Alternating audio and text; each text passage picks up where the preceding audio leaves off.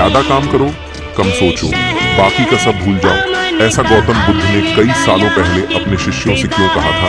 इसके पीछे का रहस्य क्या है? आज इसी रहस्य को हम गौतम बुद्ध की कहानियों के माध्यम से जानेंगे। तो बिना देर किए चलिए आज के वीडियो की शुरुआत करते हैं। तो दोस्तों, पहली कहानी है हर समय खुश कैसे रहे। एक शिष्य की कहानी। यह कहानी है एक बुद्धिस्ट साधु की और एक गरीब व्यक्ति की। यह कहानी आपको बताएगी कि कैसे हर परिस्थिति में खुश रहे। एक जंगल में एक संत रहता था। इस संत के आश्रम में कई सारी गाय थी। एक दिन इस संत के पास एक गरीब व्यक्ति आया और उसने संत से कहा कि मेरे पास रहने के लिए कोई जगह नहीं है और कई दिनों से मैं भूखा हूँ। आप मुझ पर अपनी कृपा करो और मुझे अपना शिष्य बना लो ताकि मैं आपके साथ आपके आश्रम में रह सकूं। संत ने इस गरीब व्यक्ति की बात मान ली और उसे अपना शिष्य बना लिया। संत ने उसे एक गाय दे दी और कहा कि तुम इस गाय की सेवा करो तथा इससे मिलने वाला दूध केवल तुम्हारा ही होगा। इसके अलावा रोज तुम 2 बार भगवान के नाम का जाप भी किया करो। संत की बात को मानते हुए शिष्य ने गाय की सेवा करनी शुरू कर दी और रोज भगवान का नाम लिया करता था। गाय से मिलने वाला दूध शिष्य खुद ही पी जाता था। आश्रम में रहकर शिष्य काफी खुश था और एक दिन उसने संत का धन्यवाद करते हुए उनसे कहा कि आपकी वजह से ही मेरा जीवन सुखी हो पाया है। संत मुस्कुराकर बोले, ये तो अच्छा है, लेकिन उसके कुछ दिन बाद ही गायक हो गई। गायक होने के कारण शिष्य को दूध नहीं मिल रहा था, जिसकी वजह से उसने पूजा करना भी छोड़ दिया और दुखी रहने लग गया। शिष्य ने संत से मुलाकात की और संत को बताया कि उसकी गायक ख हो गई है, जिसकी वजह से उसका मन मंत्र जाप में भी नहीं लग रहा और वह कई दिनों से दुखी है। यह बात सुनकर संत ने कहा, यह भी अच्छा है। कुछ समय बाद शिष्य को गाय वापस मिल गई और वह फिर से खुश रहने लग गया। शिष्य ने यह बात संत को बताई। संत ने गाय मिलने की बात सुनकर कहा, यह तो अच्छा है। यह सुनते ही शिष्य हैरान हो गया और उसने संत से कहा, मेरे जीवन की हर परिस्थिति में आप अच्छा है, यही क्यों कहते हैं? संत ने जवाब देते हुए कहा, सुखी और सफल जीवन पाने के लिए सुख हो या दुख, हर समय प्रसन्न रहना चाहिए। जीवन में आई बुरी स्थिति में अपने आप को दुखी नहीं रखना चाहिए। जब हम हर समय खुश रहते हैं तब जीवन से दुख का अनुभव स्वतः खत्म हो जाता है। संत की यह बात सुन शिष्य को समझ आ गया कि जीवन में चाहे कैसी भी परिस्थिति क्यों ना हो, हमें सदैव प्रसन्न ही रहना चाहिए। ऐसा करने से दुख महसूस नहीं होता और खुशी के साथ जीवन कट जाता है। तो दोस्तों, चलिए बढ़ते हैं हमारी दूसरी कहानी की तरफ। दूसरी कहानी है साधु और राजा की कहानी। बहुत समय पहले की बात है। एक राज्य में एक दयालु राजा राज्य करता था। वह प्रजा का तैशी था। प्रजा का हित उसके लिए सर्वोपरि था। वह हमेशा इस प्रयास में रहता कि उसकी प्रजा को कोई समस्या, कोई परेशानी ना हो, सभी सुख चैन का जीवन बसर करें। उसके शासन में प्रजा प्रसन्नता और सुख से जीवन व्यतीत कर रही थी। राजा वेश बदलकर राज्य भ्रमण पर निकलता और प्रजा की स्थिति के बारे में पता करता। यदि उसे पता चलता कि प्रजा किसी प्रकार के कष्ट में है तो वह उन कष्टों को दूर करने का प्रयास करता। एक बार वह इसी प्रकार वेश बदलकर राज्य भ्रमण पर निकला। भ्रमण करते करते वह एक जंगल से गुजरा और रास्ता भटक गया। उसके सैनिक पीछे छूट गए और वह अकेला रह गया।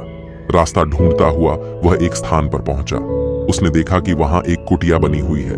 राजा को भूख लगाई थी। उसने सोचा यहां अवश्य भोजन की व्यवस्था हो जाएगी। उसने अपने घोड़े को एक पेड़ से बांधा और कुटिया में प्रवेश किया।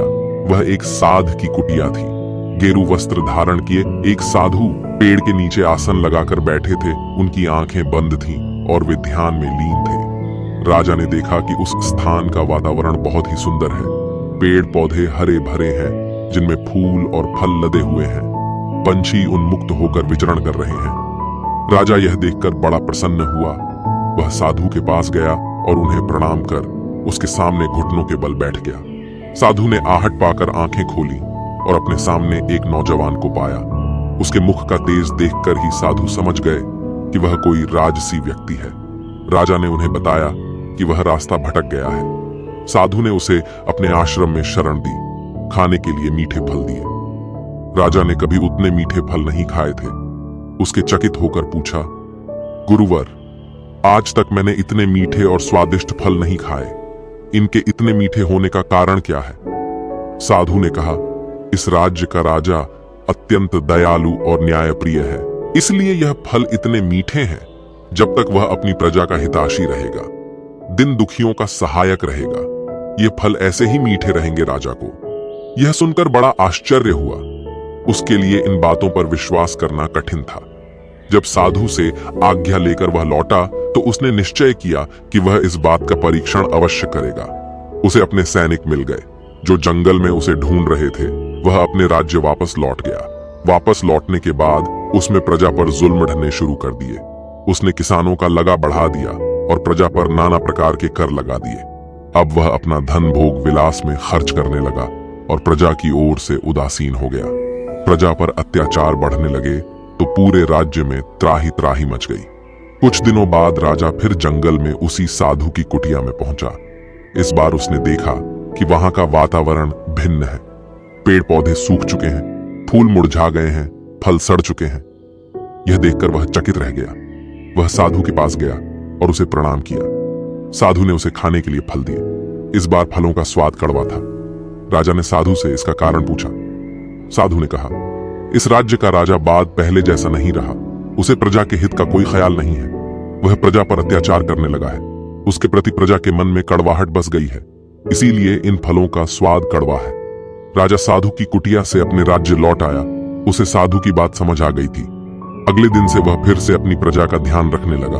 उसके बदलते ही फिर से प्रकृति ने अपना रंग बदला और हरी भरी हो गई। तो दोस्तों, इस कहानी से हमें यह सीख मिलती है, जैसा कर्म करोगे वैसा ही फल मिलेगा।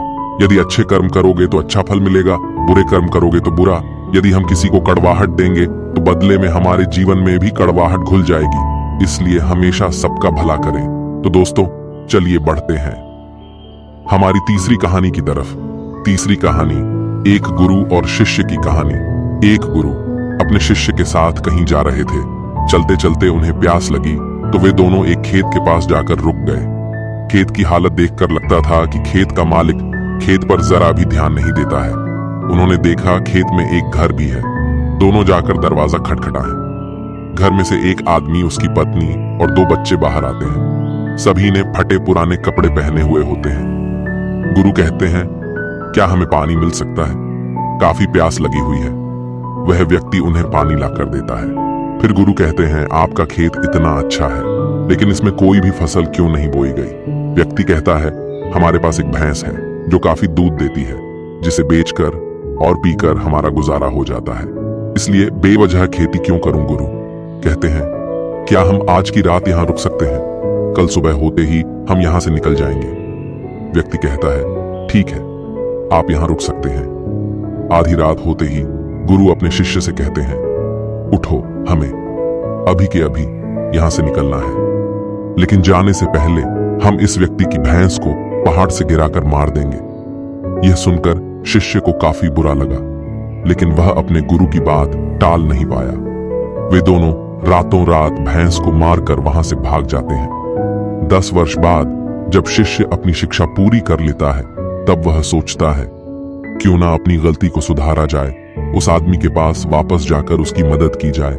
शिष्य उसी गांव, उसी जगह वापस जाता है और देखता है वहां के सारे खेतों में दूर दूर तक काफी फल लगे हुए हैं और वहां एक बहुत बड़ा घर भी है। शिष्य को लगता है शायद वह आदमी सब कुछ बेच के यहाँ से जा चुका होगा। शिष्य वहां से वापस जाने लगता है। तभी वहां घर के आगे एक कार आकर रोकती है। कार में से वही व्यक्ति बाहर आता है जिससे शिष्य 10 साल पहले मिला था। शिष्य उसके पास जाकर कहता है, आपने मुझे पहचाना? मैं 10 साल पहले आपसे मिला था। व्यक्ति कहता है, हाँ, उस दिन को मैं कैसे भूल सकता हूँ। शिष्य कहता है, आप तो बहुत गरीब थे, आखिर आप इतने अमीर कैसे बने? व्यक्ति कहता है, क्या बताऊं, आपके जाने के बाद मेरी भैंस की मौत हो गई। मैं कुछ दिन काफी दुहा की राह परेशान रहने लगा, लेकिन जीवन जीने के लिए कुछ तो करना ही था। मैं लकड़ियां काट कर बेचने लगा, जिससे कुछ पैसे आए तो मैंने खेत की बुआई कर दी। फिर उससे और पैसे आए तो मैंने सारी जगह खरीद ली और फलों की बुआई करवा दी। और आज मैं आसपास के इलाकों में फलों का सबसे बड़ा व्यापारी हूँ और मेरे पास लाखों रुपए हैं। अगर उस दिन भैंस की मौत नहीं हुई होती तो आज मैं इतना सफल नहीं हुआ होता। दोस्तों, इस कहानी से यह साफ पता चलता है कि जीवन में हर परेशानी आपके लिए एक बड़ा मौका लेकर आती है। अगर अभी आपके जीवन में परेशानी आई है तो यकीन मानो एक बहुत बड़ी सफलता भी अपने साथ लेकर आई है। यकीन मानिए, बुरे वक्त में आपने हिम्मत नहीं हारी तो आने वाले समय में आप बेहद सफल होने वाले हैं। अगर आपको यह कहानी अच्छी लगी है तो और लोगों और अपने करीबी दोस्तों के साथ शेयर करें। तो दोस्तों चलिए बढ़ते हैं हमारी चौथी कहानी की तरफ। चौथी कहानी, पहले अपनी नजर को बदलो। एक बार एक बहुत बड़ा नेता एक साधु के छोटे से आश्रम में गया। वह साधु के बारे में बहुत सुनना था, तो उसके मन में आया कि मैं एक बार जाकर देखता हूँ कि लोग उसकी इतनी तारीफ क्यों करते हैं। जब वह उस आश्रम में गया तो वहां पर एक छोटा सा कमरा था जहां पर एक कालीन बिछा हुआ था। वहां पर कुछ लोग नीचे बैठे हुए थे और साधु जी सामने बैठे हुए थे। कुछ सवाल जवाब चल रहा था। वह नेता उस आश्रम में आया और उस नेता के साथ में 4 बॉडीगार्ड भी थे और उसकी यह आदत थी कि जहां पर भी वह जाता था लोग अपनी जगह से खड़े टेढ़े हो जाते थे और उसकी तरफ देखते थे, हाथ जोड़ते थे और सर झुकाते थे। लेकिन यहां पर ऐसा कुछ भी नहीं हुआ। साधु व्यस्त होने के कारण उसकी तरफ देखा तक नहीं। तभी नेता को लगा कि यह मेरी बेइज्जती है और वह इस बात से गुस्सा हो गया। नेता ने थड़ा गुस्से से साधु की बात को बीच में काटते हुए कहा कि मैं आपसे कुछ कहना चाहता हूं। साधु ने उसकी तरफ देखा और बोला, आप थोड़ी देर रुकिए, पहले मैं इनके सवाल का जवाब दे दूं, उसके बाद मैं आपसे बात करता हूं। तब तक आप अगर चाहे तो आप बैठ सकते हैं। बस साधु का कहने की ही देरी थी। नेता का चेहरा गुस्से से लाल हो गया और फिर उसने अपना सारा गुस्सा उस साधु पर निकाल दिया। अभी तक वह नेता बहुत तमीज से अपो आप कह करके बात कर रहा था, लेकिन अब वह तू थड़क पर उतर आया। नेता ने उस साधु को कहा, तुझे पता भी है मैं कौन हूं और तू किससे बात कर रहा है। साधु ने उसकी तरफ देखा और कहा, मुझे इससे कोई फर्क नहीं पड़ता है कि आप कौन है, लेकिन आप जो कोई भी है, अगर आप चाहते हैं कि मैं आपके सवाल का जवाब दूं या आपसे बात करूं तो आपको कुछ देर रुकना होगा। और साधु की यह कहते हैं नेता गुस्से से पागल हो गया और वही सबके सामने चीखने चिल्लाने लग गया, अब मैं तुझे तेरी असली औकात दिखाऊंगा। तूने मुझसे पंगा लेकर के ठीक नहीं किया। तुझे पता भी है मैं तेरे बारे में क्या सोचता हूं। साधु ने फिर से नेता की तरफ देखा और बड़े ही प्रेम से कहा कि मुझे इससे कोई फर्क नहीं पड़ता कि आप मेरे बारे में क्या सोचते हैं। आप जो चाहे वह मेरे बारे में सोच सकते हैं। फिर नेता ने उससे कहा कि तू चाहे सुनना चाहता है या नहीं, लेकिन मैं तुझे यही सबके सामने बताऊंगा कि मैं तेरे बारे में क्या सोचता हूं। तू कोई साधु नहीं है, तू एक बहुत ही घटिया इंसान है। तू एक ढोंगी है, पाखंडी है और यहाँ पर जितने भी लोग बैठे हैं उन सबको बेवकूफ बना रहा है। तेरा बस एक ही मकसद है, इन लोगों की जेब में जितना भी पैसा है वह सब तेरे पास में आ जाए।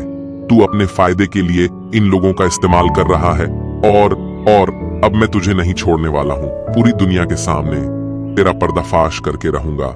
लेकिन उसके इतना बोलने के बाद भी हल्की सी मुस्कान उस साधु के चेहरे पर बनी ही रही। यह देखकर वह और भी दिल मिला गया और उसने कहा, अब बहुत हो गया, अब मैं यहाँ 1 मिनट भी नहीं रुकने वाला, लेकिन अभी भी तेरे पास मौका है। अगर मुझसे माफी मांगनी है या मुझसे कुछ कहना है तो कह सकते हो। इतना सब होने के बाद भी साधु के चेहरे पर एक मुस्कान थी और वह बिल्कुल शांत था। और फिर उन्होंने अपनी आंखें बंद करी और फिर साधु ने अपनी आंखें खोली, हाथ जोड़े और कहा कि मुझे आपसे कोई गिला शिकवा नहीं है। आपके लिए मेरे मन में कोई भी गलत ख्याल नहीं है। जो भी मेरे बारे में आपने कहा वह आपकी अपनी सोच थी, तो मुझे आप में कोई भी बुराई नजर नहीं आती है। मुझे आप बहुत ही भले इंसान लग रहे हैं। और साधु के इतना कहते ही नेताजी का दिमाग 7वें आसमान पर पहुंच गया। उसके चेहरे पर एक अजीब सी खुशी थी, क्योंकि उस साधु ने वही कहा जो बाकी सब लोग उस नेता को कहते हैं। और वह खुशी खुशी उस आश्रम से अपने घर की तरफ चला गया और जाकर के अपने पिताजी के साथ में बैठ गया। उसके पिताजी ध्यान में थे। उन्होंने पूरी जिंदगी सिर्फ लोगों की सेवा करी और बदले में कुछ भी उम्मीद नहीं किया।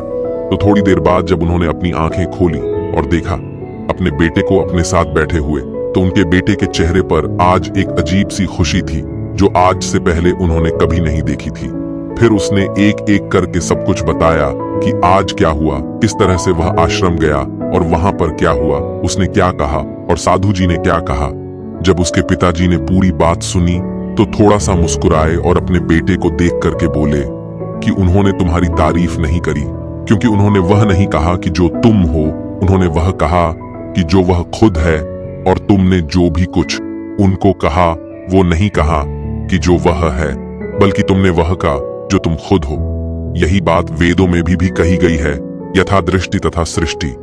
यह दुनिया तुम्हें वैसी नहीं दिखती जैसी यह दुनिया है, यह दुनिया वैसी दिखती है तुम्हें जैसे तुम खुद हो। जिसकी नजर जैसी है उसके लिए यह दुनिया वैसी ही है। तो अगर तुम अपनी दुनिया को बदलना चाहते हो तो उसका सिर्फ एक तरीका है, अपनी नजर को बदलो। तो दोस्तों चलिए बढ़ते हैं हमारी 5वीं कहानी की तरफ।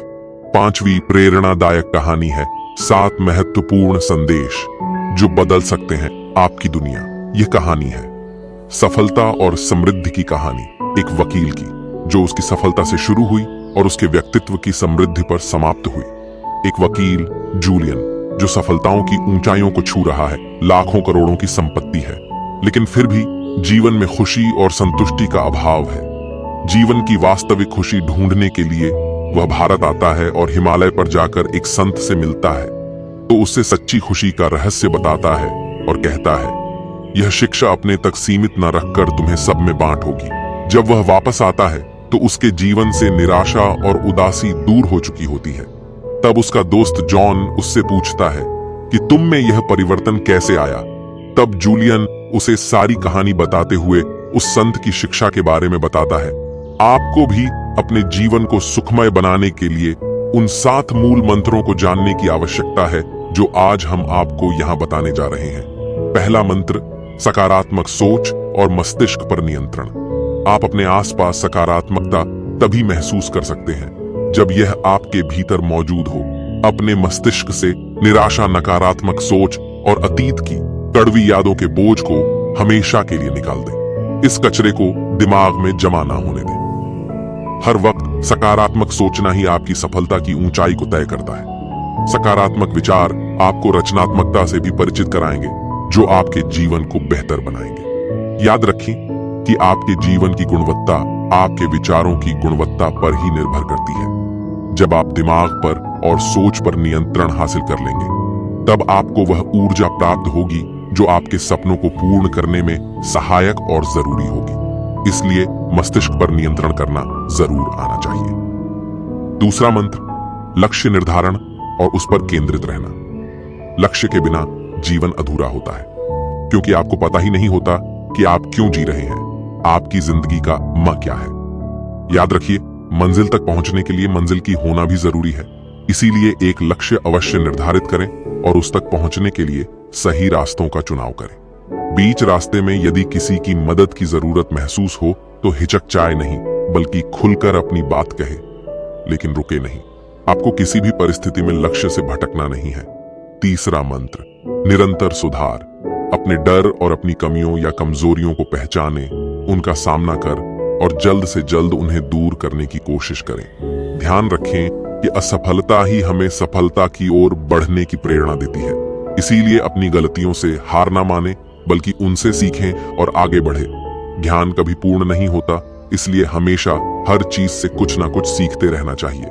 चौथा मंत्र, आत्मसंयम और अनुशासन। सुखद जीवन के लिए चौथी सबसे महत्वपूर्ण चीज है अनुशासन और आत्मसंयम। यह आपके व्यक्तित्व को मजबूत प्रदान करती है। इसलिए अपने आप को अनुशासित करें और संयमित जीवन जिए। अंदर की जिज्ञासा को कभी मरने ना दें, क्योंकि यही जिज्ञासा कुछ नया करने, नया सीखने के लिए आपको हमेशा प्रेरित करेगी। पांचवा मंत्र, वक्त की कद्र करें। कल करे सो आज कर, आज करे सो अब पल में परलय होएगी, बहुरी करेगा कब। कबीर दास जी हमें अपने इस दोहे से सीखते गए हैं कि जो काम कल करना चाहते हो वह आज ही कर लेना चाहिए, बल्कि अभी ही कर लेना चाहिए। दोस्तों, बीता हुआ समय कभी लौट कर नहीं आता, इसलिए उसकी अहमियत समझिए और समय का सदुपयोग करें। अभी बहुत समय है, अभी बहुत समय है। यही सोचते सोचते हम अपना कीमती समय बिता देते हैं। सबसे पहले तो काम को टालने की बुरी आदत से बचे, क्योंकि इससे आप अपना काफी समय बर्बाद कर देते हैं। प्राथमिकताएं तय करें और उसी अनुसार अपना हर काम करें। छठा मंत्र, सकारात्मक व्यक्तित्व रखें। बुरे वक्त में अगर कोई चीज काम आती है तो वह है आपका सकारात्मक व्यक्तित्व। हमेशा याद रखें कि अभी भी कुछ नहीं बिगड़ा है। सकारात्मक सोचना शुरू करें। जो बीत गई वह बात गई, लेकिन आज का समय केवल आपका है। इस पर केवल आपका ही नियंत्रण है। साथ ही स्वार्थ की भावना से बचते हुए दूसरों की भी मदद जरूर करें। दूसरों की मदद करके जिस खुशी और संतुष्टि का अनुभव आप करेंगे वह लाखों रुपयों की कमाई से भी बढ़कर होगा। 7वां मंत्र, अपने आज को भरपूर जिए। यकीन मानिए, छोटे छोटे पलों में खुशियां ढूंढ लेंगे तो ही बड़ी खुशियां प्राप्त कर पाएंगे। हर पल में कुछ नया ढूंढे, हर पल को जिंदा दिली से जिए और हर पल का जश्न मनाएं, चाहे वह दोस्तों के साथ घूमने हो, पत्नी के साथ चाय पर गपशप हो या प्रेमिका के साथ। रूठ ना मनाना हो, हर वक्त को एंजॉय करें। आज के बिताए हुए खुशनुमा पल ही भविष्य की सुनहरी यादें बनकर हमें खुश करते हैं। अपनी खुश को दीपक कि वह लौ मानिए जिसे आपको बुझने नहीं देना है। ध्यान रखें कि हमारी खुशियों की चाबी केवल हमारे पास होती है। असफलताओं से शिक्षा लेकर, कड़वे अनुभव को शिक्षक मानकर, दिल में केवल अच्छी यादें बसाकर बस आगे बढ़ते जाइए। तो दोस्तों चलिए बढ़ते हैं हमारी छठी कहानी की तरफ। छठी कहानी है, जब तक अच्छी बातों को अपने जीवन में नहीं उतारेंगे तब तक इनसे कोई लाभ नहीं मिलेगा। बुद्ध से एक व्यक्ति ने कहा कि तथागत, मैं रोज आपके प्रवचन सुन रहा हूं लेकिन मुझे इसका कोई लाभ नहीं मिला। एक व्यक्ति गौतम बुद्ध का प्रवचन सुनने रोज आया करता था और बड़े ढेर ध्यान से उनकी बातें सुनता था। बुद्ध अपने प्रवचनों में लालच, मोह, बैर और अहंकार छोड़कर जीवन में सुख शांति बनाए रखने की बातें किया करते थे। एक दिन वह व्यक्ति गौतम बुद्ध के पास आया और बोला कि तथागत, मैं लगभग 1 माह से आपके सभी प्रवचन सुन रहा हूं, क्षमा करें, उनका मुझ पर कोई असर नहीं हो रहा। आपकी कही गई हर एक बात सत्य है, लेकिन फिर भी मुझ पर इनका कोई असर नहीं हो रहा है। इसका क्या कारण है? क्या मुझ में कोई कमी है? गौतम बुद्ध ने शांति से उसकी बातें सुनी और उस व्यक्ति से पूछा कि तुम कहां रहते हो? उस व्यक्ति ने उत्तर दिया कि मैं श्रावस्ती में रहता हूं। बुद्ध ने पूछा, यह जगह यहां से कितनी दूर है? उस व्यक्ति ने जगह की दूरी बताई। इसके बाद बुद्ध ने फिर पूछा, तुम वहां कैसे जाते हो? व्यक्ति ने बताया कि कभी ढेप और कभी बैलगाड़ी पर बैठकर जाता हूं। बुद्ध ने फिर पूछा कि तुम्हें वहां पहुंचने में कितना समय लगता है? व्यक्ति ने पहुंचने का समय भी बता दिया। इसके बाद बुद्ध ने अंतिम प्रश्न पूछा कि क्या तुम यहां बैठे बैठे ही श्रावस्ती पहुंच सकते हो? इस प्रश्न के जवाब में व्यक्ति ने कहा कि तथागत, यह कैसे हो सकता है? इसके लिए तो चलना पड़ेगा, तभी मैं वहां पहुंच सकता हूं। बुद्ध ने कहा कि सही बात है, हम चलकर ही हमारे लक्ष्य तक पहुंच सकते हैं। ठीक इसी प्रकार जब तक हम अच्छी बातों का पालन नहीं करेंगे, उन पर चलेंगे नहीं, तब तक हम पर प्रवचनों का कोई असर नहीं होगा। व्यक्ति को बुद्ध की बातें समझ आ गई और उस दिन के बाद उसने भी बुद्ध के बताए मार्ग पर चलना शुरू कर दिया।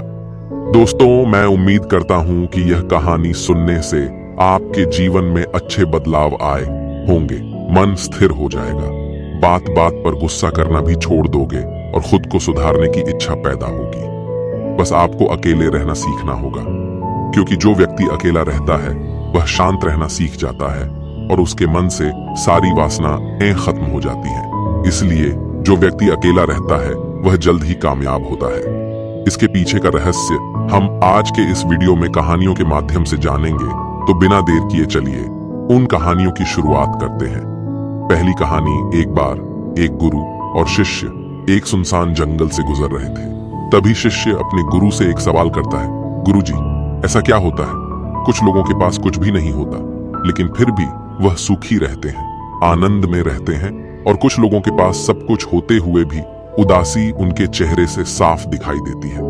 गुरु ने एक मुरझाए हुए फूल की तरफ इशारा करते हुए अपने शिष्य से कहा कि यह सोचने की और समझने की बात होती है। अगर यह फूल यह सोचेगा कि मैं कल मुरझा गया था, या फिर यह सोचेगा कि मैं भविष्य में फिर से मुरझा जाऊंगा, तो यह कभी भी खुलकर पूरे तरीके से खिल नहीं पाएगा। अपने सुंदर स्वरूप में ये कभी भी आ नहीं पाएगा और अपनी खुशबू से इस प्रकृति में बिखेर नहीं पाएगा। उसी प्रकार इंसान अपने अतीत की यादों में खोया रहता है या फिर अपनी भविष्य की कल्पनाएं करता रहता है। भविष्य के दुखों के बारे में सोचता रहता है या भूतकाल में जो उसके साथ बुरा घटित हुआ है उसके बारे में सोच सोच कर वह अपने भविष्य के लिए चिंतित होता है रहता है। तो ऐसा मनुष्य जीवन में कभी भी सुख अनुभव नहीं कर सकता। यह समझने की बात होती है कि जीवन हमेशा वर्तमान में होता है। अतीत और भविष्य की कल्पनाएं हमेशा मनुष्य को मृत्यु की तरफ लेकर जाती है।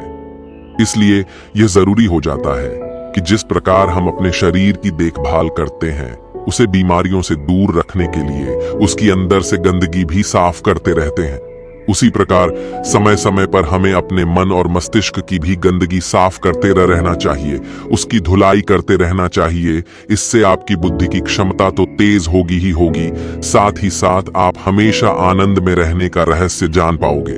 शिष्य ने सवाल किया कि गुरुदेव, इससे पहले कि हम मन और मस्तिष्क पर चर्चा शुरू करें, इससे पहले मैं यह जानना चाहता हूं कि जिन लोगों के पास सब कुछ होता है वह दुखी क्यों होते हैं, और जिन लोगों के पास कुछ भी नहीं होता अक्सर वह आनंद में क्यों होते हैं? यह रहस्य क्या है? इसके पीछे क्या कारण हो सकता है? गुरु ने उत्तर दिया कि कुछ लोग जीवन में सब कुछ हासिल कर लेते हैं और सब कुछ हासिल कर लेने के बाद उन्हें सब चीजों की व्यर्थ पता चल जाती है। ऐसे लोगों को अक्सर यह एहसास जकड़ लेता है कि मैंने जीवन में जो कुछ भी पाया, जो कुछ भी किया, उससे भले ही मैंने सुख सुविधाएं हासिल कर ली हो, लेकिन मन की शांति अभी भी बहुत दूर है, अधूरी है, उस तक मैं पहुंच नहीं पाया। सब कुछ पाकर भी मैं अपने मन को जान नहीं पाया। और जब इंसान को ऐसा लगता है तो उसे महसूस होता है कि जो भी उसने कमाया वह कौड़ियों के भाव का था। उसने अपना जीवन बेकार की चीजों में यूं ही व्यर्थ कर दिया। और वहीं पर जिस इंसान के पास जीवन में कुछ भी नहीं होता है, उसके पास एक उम्मीद होती है, उस सब कुछ पाने की लालसा रखता है, और वही लालसा, वही इच्छा उसको जीवन में खुश रखती है, आगे बढ़ाती है, ऊर्जा से भरा हुआ रखती है। गुरु ने अपने हाथ से एक सूखे पेड़ की तरफ इशारा करते हुए कहा कि शिष्य, कभी तो यह पेड़ भी हरा भरा रहा होगा, फलों से लदा हुआ रहा होगा। अनेक प्रकार के पक्षी और जानवर इस पर रहते होंगे, इसके फलों को खाते होंगे। उस समय इस पेड़ को भी यह पता नहीं होगा कि एक दिन तुम सख जाओगे और तुम्हारी हालत इतनी बदतर हो जाएगी कि तुम किसी को छाव तक नहीं पाओगे, तुम्हारे ऊपर पत्ते तक नहीं रह जाएंगे। फल तो दूर की बात रही, उसी प्रकार मनुष्य अपने जीवन की दौड़ में यह भूल जाता है कि जिस दौड़ में वह सबसे आगे निकलने की कोशिश कर रहा है, उसका अंतिम चरण तो मृत्यु ही है। काश वह कभी इस दौड़ से अलग हटकर यह देख पाए कि इसका अंतिम चरण तुम्हें कहीं नहीं पहुंचाएगा, कि जिस दौड़ को वह सबसे आगे निकलकर जीतने के ख्वाब देख रहा है, उसका अंतिम चरण मृत्यु ही है। काश वह कभी जीवन की दौड़ में ठहर कर यह देख पाए किसका अंतिम चरण क्या होगा, तो वह उन कामों को तेज आंधी दे सकता है जो व्यर्थ है, जो बेकार है, और ऐसे कार्यों की तरफ आगे बढ़ सकता है जो उसके जीवन में आनंद पैदा करते हो, जो उसके जीवन को एक नई दिशा दे हो। गुरु ने खुद की तरफ इशारा करते हुए समझाया कि एक योगी वह होता है जो जीवन की दौड़ में ठहर जाता है, जो यह समझ लेता है कि जीवन का अंतिम चरण तो मृत्यु ही है। इसलिए वह जीवन में सुख सुविधाएं हासिल करने की बजाय खुद के मन और मस्तिष्क को एक नए आनंद की तरफ ले जाने का प्रयास करना शुरू कर देता है। शिष्य ने सवाल किया कि गुरुदेव, क्या एक ग्रस्त जीवन में जीने वाला मनुष्य उस आनंद की प्राप्ति नहीं कर सकता, और अगर कर सकता है तो उसे किस प्रकार शुरुआत करनी चाहिए? बिल्कुल कर सकता है, गुरुदेव ने उत्तेजित होकर उत्तर दिया। अगर सभी मनुष्य उस आनंद की प्राप्ति के लिए योगी बनने का निश्चय कर ले, तो इससे तो प्रकृति का चलन ही रुक जाएगा। सकी जो व्यवस्था है वह बिगड़ने लगेगी। एक सच्चा योगी अपने जीवन में खोज करता है, और खोज करने के बाद वह ग्रस्त जीवन में किस प्रकार आनंद को प्राप्त किया जा सकता है, वो तरीके सभी को बताता है, ताकि मनुष्य अपने ग्रस्त जीवन का पालन करते हुए उस आनंद की प्राप्ति भी कर सके। गुरु ने खुद को संबोधित करते हुए उत्तर दिया कि मैंने अपने जीवन में जो खोज की है, उसके अनुसार मनुष्य को समय समय पर अपने मन और मस्तिष्क की सफाई करते रहना चाहिए। मनुष्य अपने शरीर पर तो ध्यान दे लेता है, लेकिन अपने मन और मस्तिष्क को वह भूल जाता है, उस पर कभी ध्यान नहीं देता, और उसी वजह से मन और मस्तिष्क बूढ़े होते चले जाते हैं। उनमें जवानी नहीं रह जाती, और जब उनमें जवानी नहीं रह जाती तो उनमें नयापन और ताजगी नहीं रह जाती, जिसकी वजह से एक इंसान उदासी से भर जाता है। मन और मस्तिष्क की गंदगी क्या होती है, पहले मैं तुम्हें यह बताता हूं। हर मनुष्य के जीवन में कुछ ऐसी घटनाएं घटती हैं जिनका उसके मनो मस्तिष्क पर बहुत गहरा असर पड़ता है। वह जीवन पर्यंत उन घटनाओं को भुला न पाता है। और वही घटनाएं उसके मन में पूरी तरह से पक्की बैठ जाती है, जो उसके मन में गांठ पैदा कर देती है। और भविष्य में जब भी वह कोई काम कर तो यह घटनाएं उसको प्रभावित करेंगी, उसके विचारों को, उसके निर्णय को पूरी तरह से बदल कर रख देंगी। ऐसे मनुष्य की दृष्टि भी भ्रमित हो जाती है। वह सत्य स्वस्वरूप को नहीं देख पाता। वह चीजों को उन घटनाओं से जोड़कर भ्रमित तरीके से देखता है। उदाहरण के लिए, अगर किसी बुरी आंखों वाले आदमी ने आपको धोखा दिया तो अब जीवन प्रयत बुरी आंखों वाले आदमी को हमेशा धोखेबाज समझते रहेंगे, उस पर कभी पूर्ण रूप से विश्वास नहीं कर पाएंगे। लेकिन समझने की बात यह होती है कि जिस इंसान ने आपको धोखा दिया, वो धोखा आपको बुरी आंखों से नहीं मिला, वो उस इंसान के स्वभाव से मिला। लेकिन उस इंसान के स्वभाव से हमारे दिमाग में उसका एक चित्र छप गया, उसकी एक छवि बन गई, और वह छवि दूसरे आदमी से जब हम संपर्क करते हैं तो बीच में एक दीवार की तरह खड़ी हो जाती है, और इसी वजह से दो लोगों के बीच प्रगा संबंध स्थापित नहीं हो पाते। जो मनुष्य के लिए सबसे जरूरी यही होता है कि वह अपने आप को अतीत की घटनाओं से फ्री रखें, उन घटनाओं से प्रभावित हो, वो दिमाग में किसी तरह की छवि ना बनाए।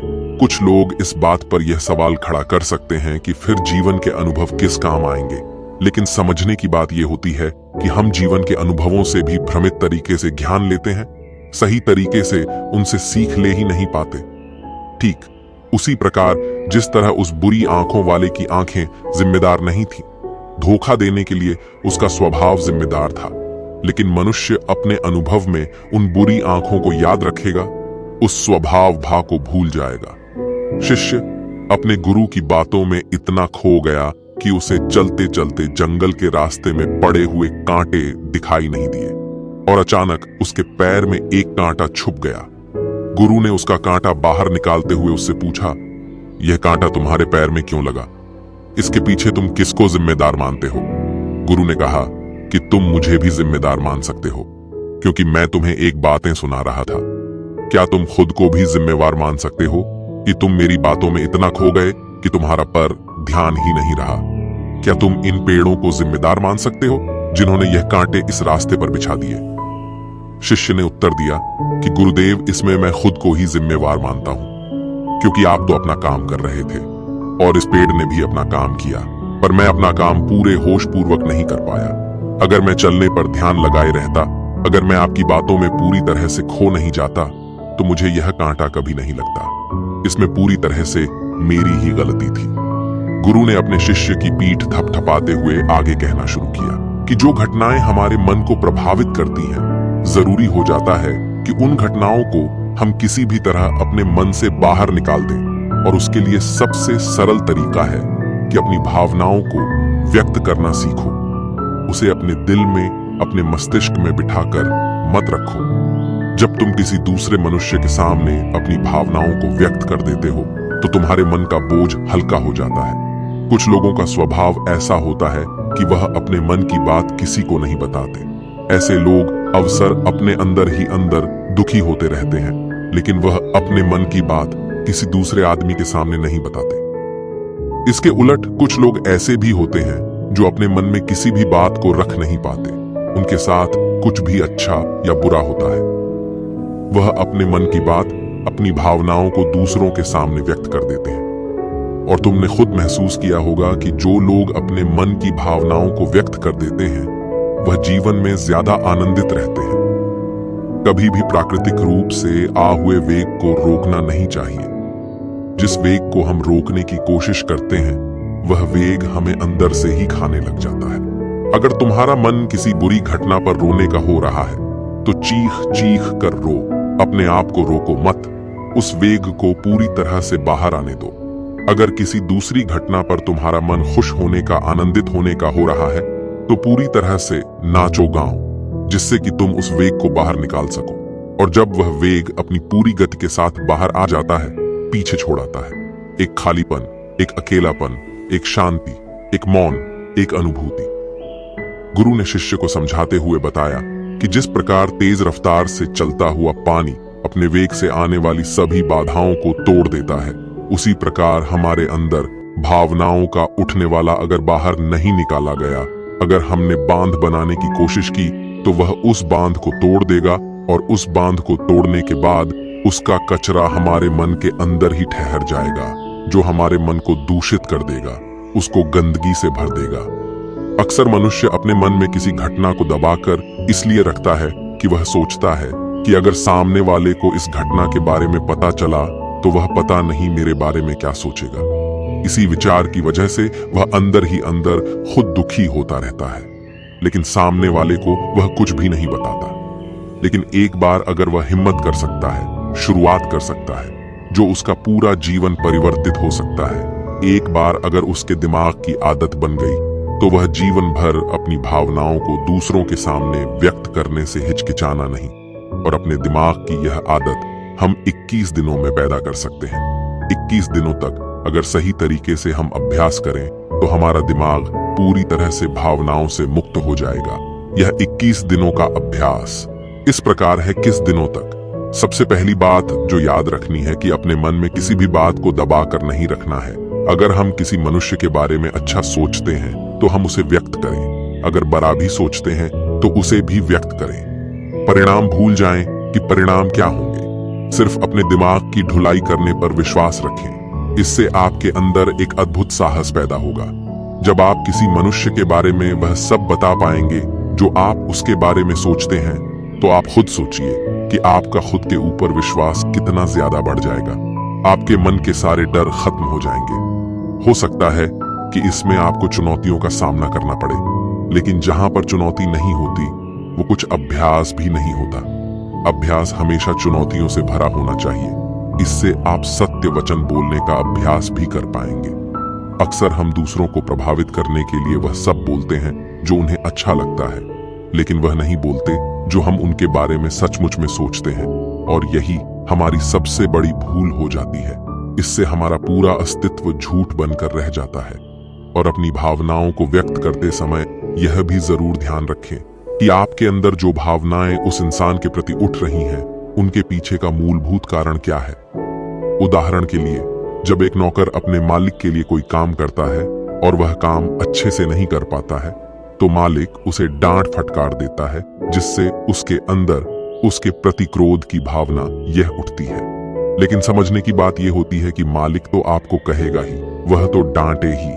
अगर आप काम अच्छे से नहीं करेंगे, तो अगर आप काम अच्छे से कर रहे हैं और फिर भी आपका मालिक आपके साथ अच्छा रह नहीं कर रहा है, तो आप खुलकर अपने मालिक को अपनी भावनाएं व्यक्त कर सकते हैं, बिना यह सोचे कि इसका परिणाम क्या होगा। अगर आप इस भावना को उठाएंगे तो आप अपनी नजरों में खुद ही नीचे गिरने लग जाएंगे। आपका आत्मविश्वास बिल्कुल खत्म हो जाएगा। दूसरा अभ्यास जो तुम्हें 21 दिनों तक करना है, वह यह है कि जो भी घटनाएं तुम्हारे साथ घटित होती हैं, कम से कम जीवन में एक इंसान ऐसा होना चाहिए जिसके सामने तुम अपने दिल की बात रख सको।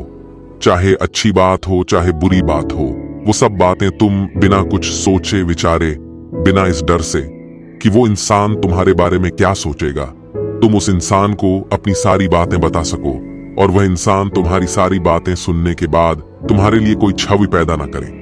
ऐसे इंसान अपने जीवन में खोजो और उनके सामने अपनी सारी भावनाएं व्यक्त करने की कोशिश करो।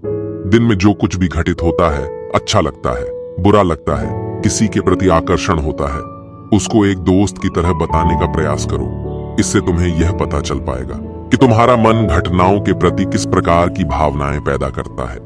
तुम अपने मन को समझने में सक्षम हो पाओगे। जब तुम किसी दूसरे आदमी को यह सारी बातें बताते हो, तो तुम खुद भी अपनी प्रतिक्रिया रोके उस घटना के प्रति तुम्हारा क्या रवैया रहा है, उसके प्रति खुद का आकलन भी कर पाते हो। और तीसरा अभ्यास जो तुम्हारे मन को खाली रखेगा, वह है योग निद्रा का अभ्यास। योग निद्रा किस प्रकार लेनी है, किस प्रकार उसका अभ्यास करना है, वह वीडियो इस वीडियो के खत्म होते ही चल जाएगी। जिन लोगों को वह सुनना है तो आप उसको सुन सकते हैं। यह चर्चा खत्म होते होते गुरु और शिष्य उस जंगल को पार करके अपने आश्रम में पहुंच चुके थे। तो दोस्तों, उम्मीद करता हूं आपको इस कहानी से एक अच्छी सीख मिली होगी। तो दोस्तों, अब चलिए हमारे दूसरे कहानी की शुरुआत करते हैं। प्लस दूसरी। कहाँ प्राचीन समय की बात है, एक समुद्र के किनारे एक गुरु अपना आश्रम बनाकर रहता था। हजारों शिष्य उनसे ज्ञान ग्रहण करने के लिए दूर दूर से उनके पास आकर रहते थे। गुरु का ज्ञान देने का तरीका भी बड़ा ही अनूठा था। शुरुआत में वह अपने शिष्यों को उपदेशों के माध्यम से ज्ञान देते थे। उसके बाद वह अपने शिष्यों को उस ज्ञान का अनुसरण करने के लिए कहते थे, उस ज्ञान को अपने व्यावहारिक जीवन में उतारने को कहते थे। उसके एक बार उस आश्रम में एक सम्राट अपने बेटे को लेकर पहुंचा। उस सम्राट ने उस गुरु से प्रार्थना की कि आप मेरे बेटे को अपने आश्रम में रहने दें और अपने तरीके से उसे ज्ञान दें। से इस आश्रम में बिल्कुल भी ऐसा नहीं लगना चाहिए कि वह किसी सम्राट का बेटा है। उसे बिल्कुल साधारण शिष्यों की तरह ही ज्ञान देने की कृपा करें। गुरु ने मुस्कुराते हुए कहा कि सम्राट ज्ञान इसी तरीके से लिया जा सकता है। अगर तुम अपने आप को दूसरों से बड़ा समझोगे तो तुम ज्ञान ग्रहण नहीं कर पाओगे। अगर तुम्हें ज्ञान ग्रहण करना है तो तुम्हें दूसरों की तरह अपने आप को साधारण समझना होगा। यही ज्ञान ग्रहण करने की सबसे पहली सीढ़ी होती है। तुम निश्चिंत रहो, आज से तुम्हारे बेटे की जिम्मेदारी मेरे कंधों पर रही। यह कहकर गुरु सम्राट के बेटे को अपने साथ लेकर समुद्र के किनारे टहलने के लिए निकल गए। आश्रम के बाकी सभी बच्चे उस सम्राट को देख रहे थे। सम्राट अपने बेटे को अपने रथ पर बिठाकर लाया था, जिससे सभी बच्चे समझ गए थे कि यह लड़का सम्राट का बेटा है। इसी वजह से आश्रम के सभी बच्चे सम्राट के बेटे की तरह आकर्षित हो गए थे। जब गुरु सम्राट के बेटे को लेकर समुद्र पर ठलुक फूट कर रोने लगा, क्योंकि अभी वह सिर्फ 12 वर्ष का था और 12 वर्ष की आयु में उसके पिता उसे अपने से दूर छोड़कर चले गए थे। यह सदमा वह बच्चा सहन नहीं कर पा रहा था। वह नहीं समझ पा रहा था कि उसके पिता उसकी भलाई के लिए उसे उस गुरु के पास छोड़कर गए हैं। उसे रोते हुए देखकर गुरु ने कहा कि बेटा, मैं तुम्हें चुप नहीं करूंगा। हो सकता है कि आज मैं तुमरे आंसू पूछूं, लेकिन कल तुम फिर अपने आप को अकेला पाओगे। याद रखना, जीवन में इंसान अकेला आता है और अकेला ही जाता है। जितनी जल्दी जो इंसान इस बात को समझ लेता है, वह उतनी जल्दी आत्मज्ञान के रास्ते पर निकल पड़ता है। गुरु ने अपनी बात आगे बढ़ाते हुए कहा कि जो इंसान अकेला रहना सीख लेता है, वही खुद से प्यार कर पाता है, और जो खुद से प्यार करना जानता है, वह किसी के भी जाने का अफसोस नहीं करता, क्योंकि वह खुद से ही प्यार करता है। धीरे धीरे तुम आश्रम के माहौल में ढल जाओगे। शुरुआत में तुम्हें समस्या आ सकती है, लेकिन कुछ दिनों के बाद तुम इसे आत्मसात कर लोगे। उसके बाद तुम्हें यही जगह बहुत अच्छी लगने लगेंगी। ये जगह तुम्हें अपनी महल जैसी लगने लगेंगी। संध्या हो चली थी। समुद्र के दूसरे छोर पर सूरज छिपने लगा था और अपनी लालिमा पूरे आसमान में बिखेर रहा था। बड़ा ही सुंदर दृश्य था और गुरु शिष्य को अपने साथ लेकर आश्रम में वापस लौट आए। उस शिष्य को भी थोड़ी सांत्वना मिली, क्योंकि गुरु की आंखों में एक अभूतपूर्व शांति झलक रही थी। और जब हम किसी एकांतवासी गुरु की खो में वह शांति देख लेते हैं, तो हमारे हृदय से भी सारा भार हट जाता है, मन एकदम निर्मल हो जाता है।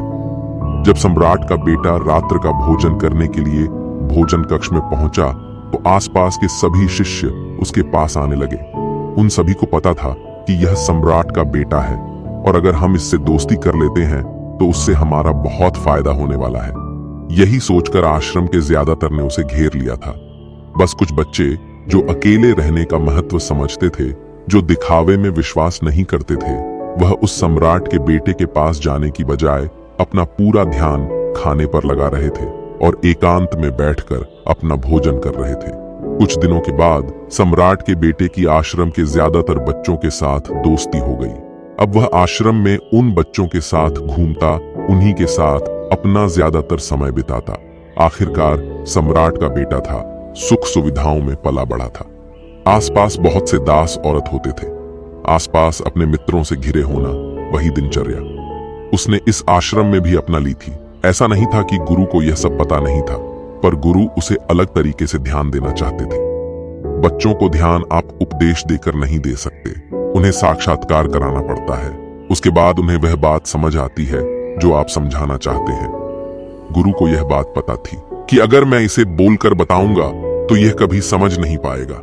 मुझे ऐसे दिखाना पड़ेगा, इसे एहसास कराना पड़ेगा कि अकेले रहने से ही तुम अपनी शक्तियों को जान पाओगे। यह सीख देने के लिए गुरु एक दिन उस शिष्य को अपने साथ एक पहाड़ी की चोटी पर ले गए।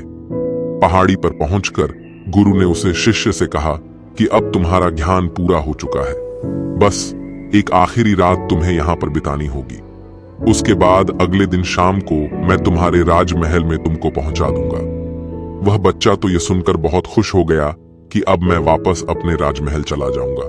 फिर से मेरे दास और दासियां, सारी भोग की वस्तु ये मेरे पास होंगी। उस शिष्य ने गुरु से पूछा कि गुरुजी, मुझे आज रात आप यहाँ पहाड़ी पर क्यों छोड़ रहे हैं?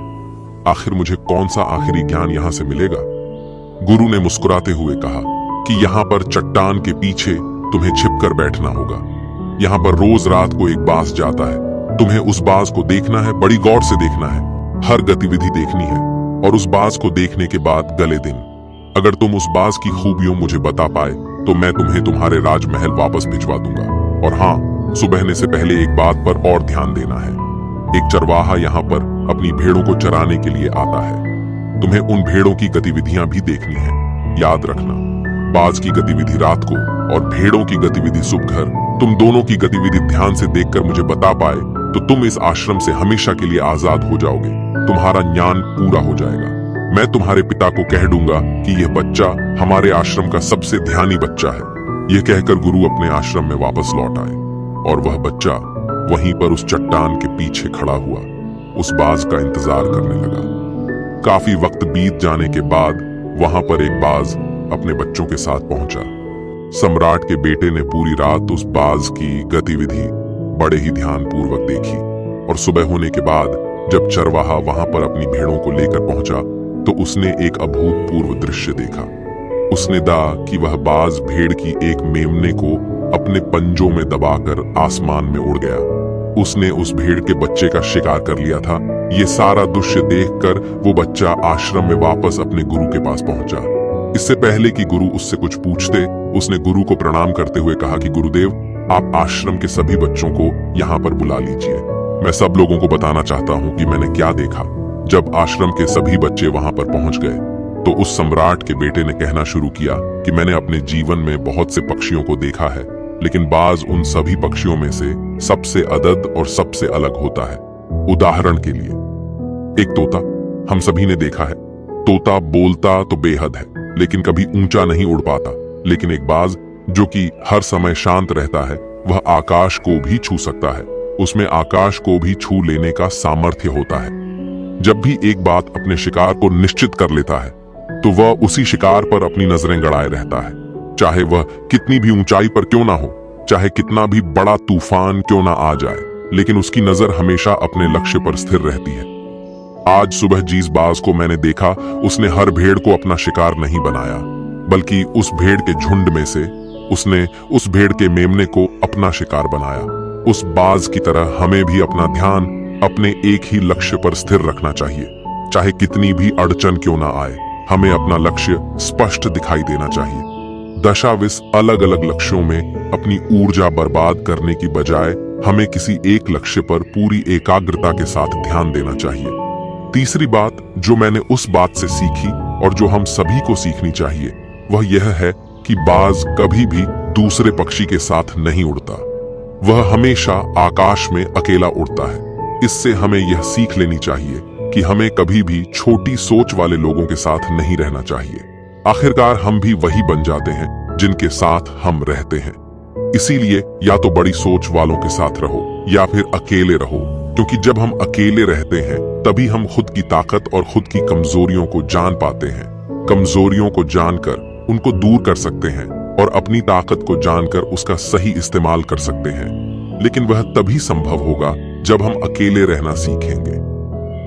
चौथी सीख जो हमें एक बात से लेनी चाहिए कि एक बाज हमेशा अपनी सीमाओं से ऊपर उठकर उड़ता है। जब तूफान आता है तो हर एक पक्षी अपने घोंसले की तरफ भागता है, खुद को छुपाने की जगह ढूंढता है।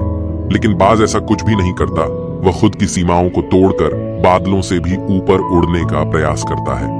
हवा उसे थपेड़े मारती है, पंख उसके बाहरी हो जाते हैं, पानी और धूल की वजह से उसे कुछ दिखाई नहीं देता, लेकिन वह फिर भी आसमान की तरफ उड़ता रहता है और अंततः बादलों से भी ऊपर निकल जाता है और वहां तब तक उड़ता रहता है जब तक मौसम ठीक नहीं हो जाता। अपनी सीमाओं को सिर्फ इसलिए तोड़ पाता है क्योंकि वह समस्या के आने पर उससे घबराता नहीं है, उससे डर कर बचने का प्रयास नहीं करता, बल्कि एक सकारात्मक नजरिए के साथ उसका सामना करता है। जीवन में चाहे कितनी भी अड़चनें क्यों ना आए, हमें उन अड़चनों से लड़ना चाहिए, ना कि उनसे डर कर कहीं छुप कर बैठना चाहिए। बहादुर तो वह लोग होते हैं जो तूफानों से टकरा जाते हैं। कायर तो अपने घर में, अपने घोंसले में अपनी जगह ढूंढ कर बैठ जाते हैं। पांचवी बात जो हम एक बात से सीखनी चाहिए कि बाज कभी भी अपने घोंसले में घास के कोमल तिनके नहीं रखता। जो तिनके एक कोमल होते जाते हैं वो उन्हें निकाल कर फेंकता रहता है। उसी तरह चाहे कितनी भी आरामदायक जिंदगी आपको मिली हो, लेकिन उस आराम से ऊपर उठकर अपने आलस्य को तोड़कर जीवन में मेहनत करते रहना चाहिए। जीवन में पसीना बहाना दीजिए।